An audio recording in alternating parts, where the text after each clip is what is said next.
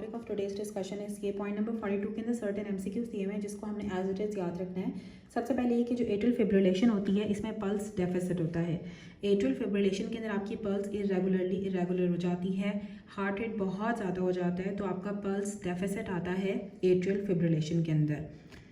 Diastolic murmur और radial pulse week हो जाती है एओर्टिक रीगर्जिटेशन के अंदर। जब एओर्टिक वाल्व इनकम्पिटेंट हो जाता है कि ब्लड फ्लो बैक फ्लो होना स्टार्ट हो जाता है एओर्टिक वाल्व में से, एओर्टिक रीगर्जिटेशन में हमें डायस्टोलिक मर्मर मिलता है और साथ आपकी रेडियल पल्स वीक हो जाती है।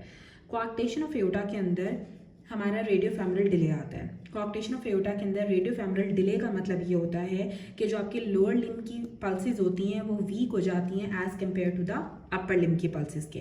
अपर लिम्ब की पल्सेस ठीक होंगी लेकिन आपकी लोअर लिम्ब की पल्सेस वीक हो जाती हैं। कोआक्टेशन ऑफ एओर्टा के अंदर रेडियोफेमरल डिले आता है कि रेडियल आर्टरी से तो ब्लड गुजर गया लेकिन फेमरल आर्टरी तक नहीं पहुंचा है, फेमरल आर्टरी में डिले हो गया है, इसे हम रेडियोफेमरल डिले कहते हैं। जो वीक पल्सेस होती हैं, अगर एक पेशेंट की राइट हैंड के अंदर वीक पल्स स्टार्ट हो गई है क्योंकि उसकी फर्स्ट रिब फ्रैक्चर हो गई थी राइट साइड की। जब भी आपकी फर्स्ट रिब फ्रैक्चर होती है ना तो उसकी वजह से हमारी सब क्लेविन आर्टरी डैमेज हो जाती है। तो सब क्लेविन आर्टरी डैमेज हो जाएगी अगर तो फर्स्ट रिब आपकी फ्रैक्चर होगी, और इसकी वजह से जब फर्स्ट रिब फ्रैक्चर हो जाएगी, सब क्लेविन आर्टरी डैमेज होगी, तो हमारी हैंड की जो पल्सेस हैं वो भी वीक हो जाएंगी। इनफंडिबुलम को हम कोनस आर्टेरियोसिस भी कहते हैं, जो बेसिकली आउटफ्लो ट्रैक होता है आपके राइट वेंट्रिकल का। ये कोन शेप होता है और ये आपके राइट वेंट्रिकल के अंदर प्रेजेंट होता है। इसको राइट कोनस आर्टरी सप्लाई करती है। इसको हम इनफंडिबुलम को हम outflow track of right ventricle भी कहते हैं। राइट वेंट्रिकल में ये प्रेजेंट होता है और इसको राइट कोनस आर्टरी सप्लाई करते हैं। इसका अदर नेम जो है वो कोनस आर्टेरियोसिस है। This green portion is basically the infundibulum, that is the outflow tract of right ventricle. और ये जहाँ पे राइट वेंट्रिकल और पल्मोनरी ट्रंक होती है वहाँ पे ये लोकेटेड होगा। This is the moderator band. Moderator band को हम सेप्टो मार्जिनल ट्यूबैकुलर भी कहते हैं और ये भी राइट वेंट्रिकल के अंदर प्रेजेंट होता है। राइट वेंट्रिकल की interior side of right heart में या राइट वेंट्रिकल के अंदर हमें सेप्टो मार्जिनल ट्यूबैकुलाई मिलते हैं जिसको हम मॉडरेटर बैंड कहते हैं। नाउ अब जो ईसीजी के बारे में हम पढ़ेंगे पॉइंट नंबर 43 एंड 44। ईसीजी के अंदर सबसे पहले आती है पी वेव। पी वेव के बाद आपका पीआर सेगमेंट आता है। पीआर सेगमेंट के बाद क्यूआरएस कॉम्प्लेक्स आता है, फिर आपका एसटी सेगमेंट आता है एंड देन टी वेव आती है और फिर यू वेव आती है। यू वेव नॉर्मली प्रेजेंट नहीं होती है, टी वेव नॉर्मल ईसीजी के अंदर होती है और बाकी सारी चीज़ें भी नॉर्मल ईसीजी के अंदर होती हैं। अब जो पी आर इंटरवल होता है ना, ये आपकी स्टार्ट ऑफ पी वेव से लेके क्यू वेव के स्टार्ट तक का होता है, और जो पी आर सेगमेंट था ना वो एंड ऑफ पी वेव से लेके स्टार्ट ऑफ क्यूआरएस कॉम्प्लेक्स तक आपका पी आर सेगमेंट होता है। सेगमेंट के अंदर पी वेव इन्वॉल्व नहीं है, पी आर इंटरवल के अंदर आपकी पी वेव इन्वॉल्व होती है। उसके बाद आता है Q T interval. Q T interval के अंदर भी क्यू वेव इन्वॉल्व होती है, क्यूआरएस कॉम्प्लेक्स पूरा इन्वॉल्व होता है। ये स्टार्ट ऑफ क्यू वेव से लेके आपकी टी वेव के एंड तक होता है। इसमें आपका क्यूआरएस कॉम्प्लेक्स भी आ जाएगा, इसमें आपकी टी वेव भी आ जाती है। और जो एस टी सेगमेंट होता है वह क्यूआरएस कॉम्प्लेक्स के एंड से लेके टी वेव के स्टार्ट तक का होता है। अब जो सेगमेंट्स है ना वो बिल्कुल स्ट्रेट है, उसके अंदर कोई वेव नहीं आ रही है, ठीक है। और जो इंटरवल्स हैं उसके अंदर वेव्स आती हैं। तो पी आर इंटरवल के अंदर पी वेव इंक्लूडेड होती है और क्यू टी इंटरवल के अंदर क्यू आर एस कॉम्प्लेक्स और टी वेव दोनों इंक्लूडेड होते हैं। सेगमेंट्स में कोई भी वेव नहीं आती है। सबसे पहले जो पी वेव होती है वो एट्रिया की डीपोलराइजेशन को स्टार्ट करती है। जैसे ही जब आपके हार्ट के अंदर इलेक्ट्रिकल एक्टिविटी स्टार्ट होती है तो पहले एट्रिया डीपोलराइज करेंगे क्योंकि एट्रिया पहला चैम्बर है, फिर आपके वेंट्रिकुलर्स डीपोलराइज करेंगे, ठीक है। अब वेंट्रिकल जब डीपोलराइज करते हैं तो साथ साथ एट्रिया की रीपोलराइजेशन स्टार्ट हो जाती है, लेकिन एट्रिया की रीपोलराइजेशन हमें ईसीजी के ऊपर नजर नहीं आती है। एट्रियल रीपोलराइजेशन अगर किसी पेशेंट को 3rd डिग्री हार्ट ब्लॉक हो जाए तो फिर हमें ईसीजी के ऊपर नजर आने लग जाती है। नॉर्मली एट्रिया की रीपोलराइजेशन हमें ईसीजी के ऊपर नजर नहीं आती है। 3rd डिग्री हार्ट ब्लॉक के अंदर या कंप्लीट हार्ट ब्लॉक के अंदर में एट्रिया की रीपोलराइजेशन ईसीजी पे नजर आती है। अब उसके बाद जब वेंट्रिकल्स भी डीपोलराइज हो जाएंगे तो उसके बाद वेंट्रिकल्स दोबारा से रीपोलराइज करेंगे, तो वेंट्रिकल्स की रीपोलराइजेशन हमें टी वेव से नजर आती है। सारा सिनेरियो बेसिकली यही है। अब सबसे पहले पढ़ते हैं कि एट्रियल रीपोलराइजेशन जो होती है वो पी वेव शो करती है। पी वेव शो करती है कि आपके जो एट्रिया हैं वो डीपोलराइज हो गए हैं। उसके बाद जो QRS कॉम्प्लेक्स होता है वो वेंट्रिकल्स की डीपोलराइजेशन को शो करता है। नॉर्मली हमने पढ़ा कि एट्रिया की जो रीपोलराइजेशन होती है वो मास्क हो जाती है। अगर तो 3rd डिग्री हार्ट ब्लॉक होगा तो फिर हमें ECG के ऊपर एट्रिया की रीपोलराइजेशन शो होती है। उसके बाद आता है QT इंटरवल। जो QT इंटरवल है जिसमें आपकी Q वेव और T वेव दोनों इन्वॉल्व होती हैं, वो वेंट्रिकल की डीपोलराइजेशन को भी और रीपोलराइजेशन दोनों को शो करते हैं, क्योंकि जो T वेव है वो आपकी वेंट्रिकल्स की पोलराइजेशन शो करती है और जो QRS कॉम्प्लेक्स होता है वो वेंट्रिकल्स की डीपोलराइजेशन को शो करता है। उसके बाद आते हैं हमारे पास ST सेगमेंट्स। ठीक है, अब जो ST सेगमेंट होता है वो क्या करता है? ST सेगमेंट में मैंने पहले भी बताया कि इसमें कोई वेव नहीं आती है। ST सेगमेंट आपकी ये बात को शो करता है कि आपका जो वेंट्रिकल्स की डीपोलराइजेशन है वो कंप्लीट हो गई है, मतलब QRS कॉम्प्लेक्स खत्म हो गए, अब वेंट्रिकल्स कंप्लीटली डीपोलराइज हो गए हैं, तो ST सेगमेंट शो करेगा। T वेव का मतलब होता है कि वेंट्रिकल्स की रीपोलराइजेशन हो रही है, और जो U वेव होती है वो कभी कभी आपके पर्किंजे सिस्टम और आपके पेपिलरी मसल की डिलेड रीपोलराइजेशन को ही शो करती है। जो P वेव होती है वो एब्सेंट होती है नोडल रिदम में। जब आपके नोड से रिदम आएगा तो P वेव एब्सेंट हो जाएगी। नोडल रिदम हम AV नोड कहते हैं, जो एट्रियो वेंट्रिकुलर नोड होता है। तो जब आपका नोडल रिदम होगा तो उसमें P वेव नहीं आती है, और एट्रियल सिस्टली ECG के ऊपर शो नहीं होती है। ठीक है, तो जब आपकी P वेव एब्सेंट होगी, अगर तो P वेव नज़र नहीं आ रही है तो इसका मतलब है कि एट्रियल सिस्टली ECG के ऊपर नहीं आ रही है, आपका जो नोडल रिदम आपको मिल रहा है। ठीक है, P वेव अगर एब्सेंट है तो इसका मतलब है कि एट्रियल सिस्टली आपकी नज़र नहीं आ रही है, क्योंकि जो P वेव होती है वो एट्रियल डीपोलराइजेशन को, एट्रियल सिस्टली को शो करती है, या एट्रिया की कॉन्ट्रैक्शन को शो करती है, जो P वेव होती है। तो जब P वेव एब्सेंट होगी तो एट्रियल सिस्टली हमें ECG के ऊपर नज़र नहीं आएगी। P वेव एब्सेंट होगी तो इसका मतलब है कि नोडल रिदम है PR सेगमेंट। अब जो PR सेगमेंट था, जो स्ट्रेट लाइन थी आपकी P वेव के बाद से लेकर QRS कॉम्प्लेक्स के स्टार्ट तक की, ये JVP पे A वेव के थ्रू नज़र आती है। जो आपकी जगलर वीनस कर्व होती है उस पर हमें A वेव जो है वो PR सेगमेंट को शो करती है, और ये एंड ऑफ P वेव से लेके स्टार्ट ऑफ R वेव या स्टार्ट ऑफ Q वेव तक PR सेगमेंट होता है। But we are going to study PR interval. अब जो PR इंटरवल होता है ना, ये PR इंटरवल जो होता है ये AV नोड की कंडक्शन को शो करता है। जो PR इंटरवल है, जिसमें आपकी इंटरवल्स के अंदर हमने पढ़ा था कि वेव्स आती हैं, PR इंटरवल आपके AV नोडल कंडक्शन को शो करता है, इसमें P वेव इंक्लूड होती है कि अब आपकी एट्रिया से वेंट्रिकल्स के अंदर डीपोलराइजेशन हो रही है। ठीक है, ये वो टाइम होता है जब एट्रिया की डीपोलराइजेशन से लेके वेंट्रिकल की डीपोलराइजेशन स्टार्ट होती है। AV nodal delay PR interval के साथ एसोसिएटेड होता है, क्योंकि जो AV नोड की कंडक्शन होती है वो PR इंटरवल शो करेगा। जब आपका PR इंटरवल ज़्यादा हो जाएगा तो इसका मतलब है कि AV नोड कंडक्शन वेलोसिटी कम हो गई, मतलब आपकी एट्रिया से वेंट्रिकल्स के अंदर कंडक्शन नहीं हो रही है, इसलिए आपका PR इंटरवल ज़्यादा हो गया। PR इंटरवल वो टाइम होता है जितना टाइम लगता है एट्रिया से वेंट्रिकल्स में इम्पल्सिस के कंडक्ट होने में।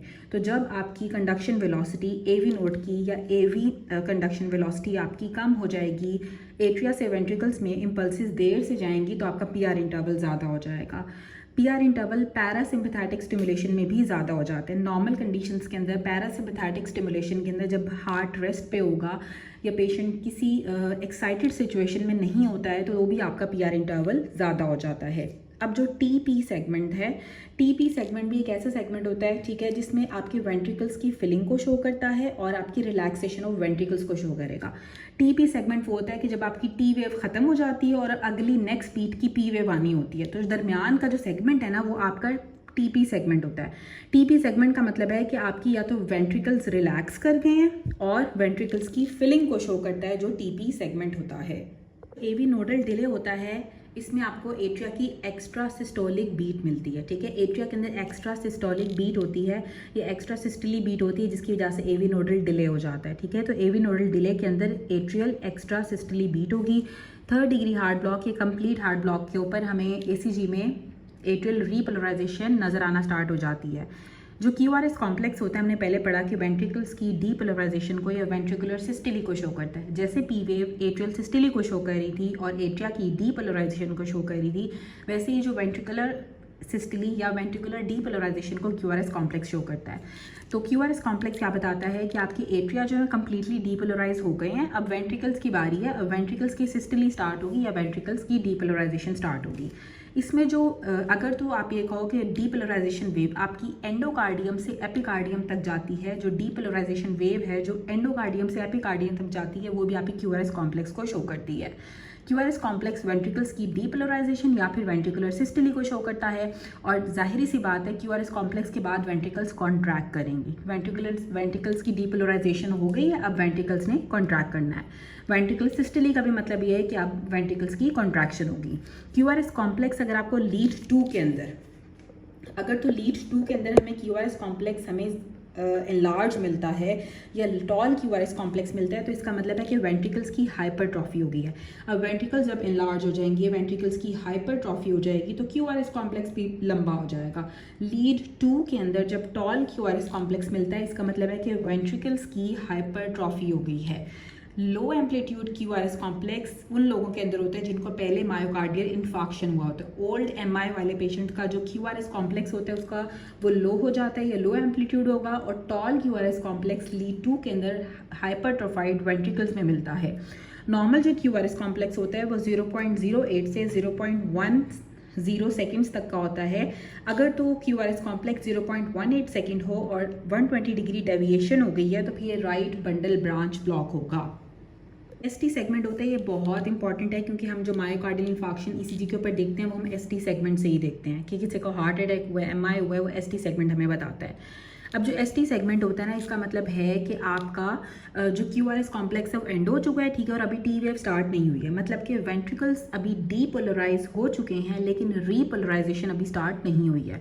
तो ये शो करते हैं कि वेंट्रिकल की कंप्लीट डीपोलराइजेशन हो गई है। ये एक प्लेट्यू फेज ऑफ वेंट्रिकल्स को शो करते हैं। एसटी सेगमेंट में कैल्शियम का इन्फ्लक्स बहुत ज़्यादा होता है, मैक्सिमम कैल्शियम इन्फ्लक्स होता है एसटी सेगमेंट के अंदर। एक्यूट एमआई वाले पेशेंट्स के अंदर एसटी सेगमेंट एलिवेट कर जाता है, या एसटी सेगमेंट की एलिवेशन जिस लीड में हमें मिलेगी, जिस एरिया की लीड में मिलेगी, तो हम कहेंगे कि इस एरिया का मायोकार्डियम में इन्फार्क्शन है। तो मायोकार्डियल इन्फार्क्शन के लिए एसटी सेगमेंट एलिवेशन इंपॉर्टेंट होती है, या एसटी सेगमेंट की चेंजेस इंपॉर्टेंट होती हैं डिपेंडिंग अपॉन कि किस लीड में आ रही हैं, जो अब आगे एमसीक्यूज में हम पढ़ेंगे। और मैक्सिमम कैल्शियम का इन्फ्लक्स होता है, ये बात याद रखनी है कि एसटी सेगमेंट के अंदर कैल्शियम का इन्फ्लक्स मैक्सिमम होता है। टी वेव, जो टी वेव होती है वो हमें पता है कि वो आपके वेंट्रिकल्स की रीपोलराइजेशन को शो करती है। टी वेव टॉल हो जाती है जब आपको हाइपरकैलीमिया होता है, जब पोटाशियम के लेवल ब्लड के अंदर ज़्यादा हो जाएंगे तो टी वेव टॉल हो जाती है। ऐसे पेशेंट जो पोटाशियम स्पेयरिंग डायूरेटिक्स ले रहे होते हैं, उनके ब्लड के अंदर पोटाशियम के लेवल ज़्यादा हो जाते हैं, तो उनमें भी टी वेव टॉल हो जाती है। टी वेव आपको इन्वर्टेड मिलती है, टी वेव लो होगी या टी वेव का एम्पलीट्यूड कम होता है उन पेशेंट्स के अंदर जिनका हाइपोकैलीमिया हो जाता है, पोटाशियम के लेवल कम हो जाते हैं। इस्कीमिया वाले पेशेंट्स के अंदर या फिर एमआई मायोकार्डियल इन्फार्क्शन के अंदर भी हमें इन्वर्टेड टी वेव, लो एम्पलीट्यूड टी वेव या फिर लो टी वेव मिलती है। मायोकार्डियल इन्फार्क्शन में, इस्कीमिया में, हाइपोकैलीमिया में टी वेव छोटी हो जाती है, हाइपरकैलीमिया में या पोटाशियम स्पेयरिंग डायूरेटिक्स लेने की वजह से टी वेव टॉल हो जाती है। यू वेव भी हमें हाइपोकैलीमिया में मिलती है और साथ ब्रेडिकार्डिया में, जब आपका हार्ट रेट बहुत ज़्यादा स्लो हो जाता है तो यू वेव मिलती है, या अगर पोटाशियम के लेवल कम हो जाएंगे तो भी यू वेव मिलती है। जो जे वेव होती है वो हमें टेम्परेचर जब कम हो जाएगा, हाइपोथर्मिया वाली कंडीशंस के अंदर हमें जे वेव मिलती है, इसे हम ऑप्सॉन वेव भी कहते हैं।